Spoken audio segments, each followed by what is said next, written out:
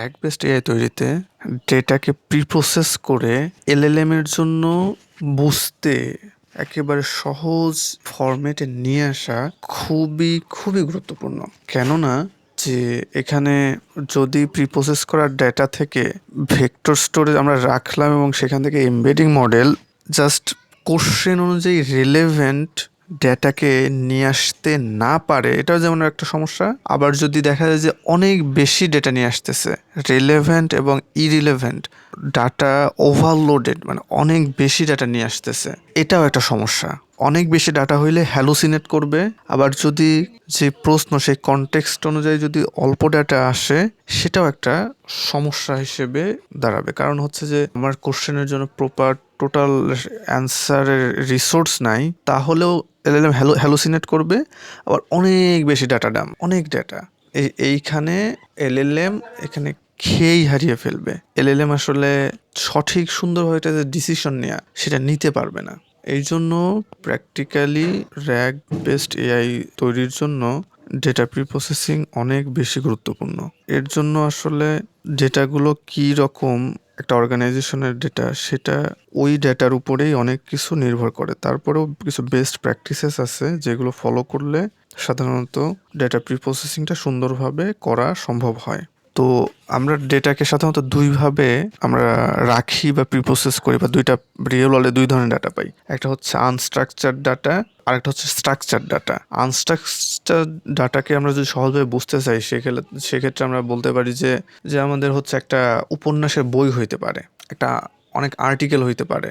এগুলো হচ্ছে unstructured data, এগুলোর মধ্যে কোনো স্ট্রাকচার আসলে সেরকম নাই। আর স্ট্রাকচার্ড ডাটা হচ্ছে যে হয়তো এক্সেল একটা শিট, যেখানে একটা কলাম আছে হচ্ছে স্টুডেন্ট, সেখানে স্টুডেন্টের নাম আছে, ডান পাশে রো আছে, রোতে হচ্ছে যে তার হচ্ছে প্রত্যেকটা সাবজেক্ট অনুযায়ী তার মার্কটা আছে, English, Bangla, math, higher math, ইত্যাদি ইত্যাদি। তো এখানে প্রত্যেকটা স্টুডেন্টের সাথে ডান পাশে যতগুলো রো আছে, সেটা হচ্ছে তার সাথে একটা আছে, স্ট্রাকচারলি ওয়েল কানেক্টেড বা রিলেশন আছে। তো এখন RAG সিস্টেমে আমরা অনেক টাইপের ডাটাকে আমরা অ্যাড করতে পারি।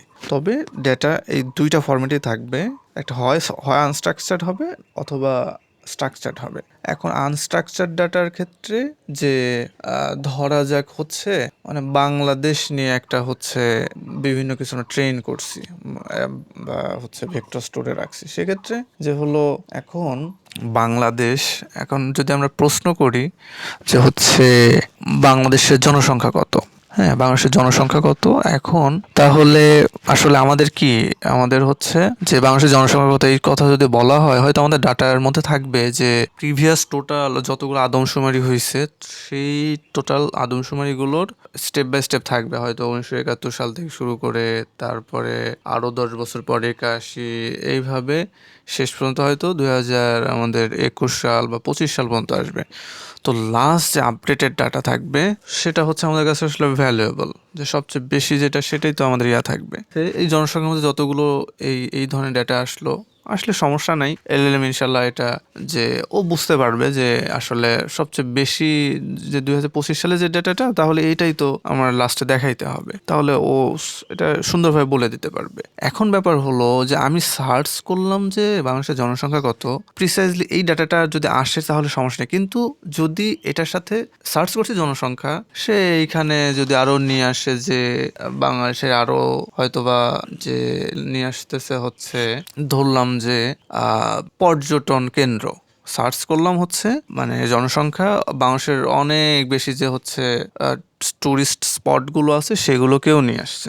এই ক্ষেত্রে আসলে প্রবলেমটা কি হবে, সে হ্যালুসিনেট করবে অনেক ডাটা আসলে এর মধ্যে থেকে। আবার আচ্ছা ঠিক আছে, জনসংখ্যারও ডাটা, আবার এইদিকে হচ্ছে টুরিস্ট ডাটা, আরও ডাটা, এর মধ্যে অনেক ডাটা হয়ে গেলে LLM এর জন্য তখন কি করবে, LLM হয়তো জনসংখ্যার ডাটাটাই অ্যান্সারটাই করবে, কিন্তু হয়তো বা ওর ডিসিশন এইটা নিতে সমস্যা হবে যে আপডেটেড যে ডাটাটা, সেইটা আমি করি, অ্যান্সার করি। ও এটা না করে হয়তো দেখা গেল 2010 সালে একটা ডাটা দিয়ে দিল, এইরকম আসলে একটা ব্যাপার হয়। এটা মানুষের ক্ষেত্রে যেমন LLM ঠিক সেভাবেই তো চিন্তা করে এটা। এখন এটা করলে আবার সেক্ষেত্রে প্রম্পটিংয়েও অনেক বেশি সমস্যা হবে। দেখা যাবে যে আমি প্রম্পট করতেছি, আমাদের যে বিল্ড প্রম্পট, পার্সোনা প্রম্পট, সেইখানে যে প্রম্পট ঠিকঠাক মতো আসলে মানে ইফেক্ট ফেলতেছে না। আমরা যেই টাইপের ইনস্ট্রাকশন দিচ্ছি আমাদের অ্যাপ্লিকেশন বা আমাদের যে এআই, ও ঠিকঠাক কথা শুনতেছে না বা বুঝতে পারতেছেন। এটা কেন হবে? এই যে ডাটা ওভারলোড যদি হয় সেক্ষেত্রে এই সমস্যাটা হবে। এই জন্য আমাদের কি করতে হয়, এনশিওর করতে হয় যে আমি যেই টপিকে সার্চ করছি ভেক্টর স্টোর থেকে এমবেডিং মডেলের মাধ্যমে আমার রিলেভেন্ট ডাটাই আসতেছে কিনা। যদি দেখা যায় যে ইরেলেভেন্ট ডাটা আসতেছে, তখন হয়তো বা আমরা হচ্ছে ওই কে এর ভ্যালুটা কমায় দিব বা চাঙ্ক সাইজ আমরা ছোট করে ফেলবো। চাঙ্ক সাইজ ছোট করে ওই ফার্স্ট সিমিলারিটি হয়তো অনেক 10টা আসতেছে, সেখানে 4টা নিয়ে আসবো, প্রয়োজন হলে 3টা নিয়ে আসবো। এরকম আসলে বিভিন্ন সিনারিওতে আনস্ট্রাকচার ডাটাতেও কাজ করতে হয়। ঠিক সেরকমই হচ্ছে স্ট্রাকচার ডাটার ক্ষেত্রে। স্ট্রাকচার ডাটার মধ্যে অনেক বেশি যেটা ইউজ হয় সেটা হচ্ছে যে আমরা সিএসভি ফরম্যাট বা এক্সেল ফরম্যাটে ডাটাকে লোড করি। এখন একটা বিষয় হচ্ছে যে যদি স্ট্রাকচার ডাটার ক্ষেত্রে সাধারণত আমরা কি যে হচ্ছে ছোট ছোট ছোট ছোট ইনফরমেশন থাকে। এখন এই জন্য স্ট্রাকচার ডাটার মধ্যে আবার অনেক বেশি আনস্ট্রাকচার ডাটার যে একটা আর্টিকেল, একটা উপন্যাস, যে লাইনের পর লাইন লাইন লাইন লাইন অনেক লাইন, এটা এখন এরকম স্ট্রাকচার ডাটার ক্ষেত্রে আমাদের এরকম করা যাবে না। স্ট্রাকচার ডাটার ক্ষেত্রে আমাদেরকে কি করতে হবে, জাস্ট যে precious information, piece of information, সেইটাকে হচ্ছে কি করতে হবে আমাদেরকে ওইভাবে একটা যে টেবিল বা একটা রিলেশন, একটা এক্সেল শিট যেটার মধ্যে রিলেশন আছে, এইভাবে আমাদের কি করতে হবে, আমাদেরকে হচ্ছে প্রিপেয়ার করতে হবে যেন হচ্ছে আমাদের হইলো কোনো একটা বিষয় সার্চ করলে কোনো একটা মানে চাঙ্ক একটা ইনফরমেশনের কোনো একটা কোশ্চেন করলে সেটা হচ্ছে আমার অ্যাকিউরেট ওই রিলেটেড তথ্যকে সে আসলে রিট্রাইভ করে নিয়ে আসতে পারে। স্ট্রাকচার ডাটা এটার ক্ষেত্রে আমরা এক্সেলটা ইউজ করি বা সিএসভি ইউজ করি। এখন ওভারঅল একটা বিষয় হচ্ছে যে আসলে অনেক কিছুই আমরা আসলে করব। অ্যাট ফার্স্ট হয়তো আমাদের একটা হাইপোথিসিস থাকবে ডাটা প্রিপারেশনের জন্য যে হ্যাঁ এইভাবে করলে আমি ভালো বুঝি, একজন মানুষ ভালো বুঝে, তাহলে চাঙ্কিং এর ক্ষেত্রেও এই এতটুকু ডাটা নিয়ে আসলে এলএলএমও ভালোভাবে বুঝবে। আমি যেভাবে ভালো বুঝি এলএলএমও সেভাবে বুঝে। আর এখানে চিন্তা করতে হবে স্টেট অফ দ্য আর্ট বলতে পারি যে এই আর্টটা হচ্ছে যে হিউম্যানিস্টিক। অ্যাজ এ হিউম্যান আমি যেভাবে চিন্তা করি, যেটা আমার জন্য সুবিধা, এলএলএম কে আমরা একটা হিউম্যান ব্রেইনের সাথে চিন্তা করতে, একটা মানুষ চিন্তা করতে পারি যে ঠিক আছে আমি একজন মানুষের কাছে এই ডাটাটা দেই, ও কিভাবে ভালোভাবে বুঝবে, সেইভাবে ও যেই অ্যাঙ্গেল থেকে ভালোভাবে বুঝবে আমার ডাটাকে সেভাবে প্রিপেয়ার করতে হবে।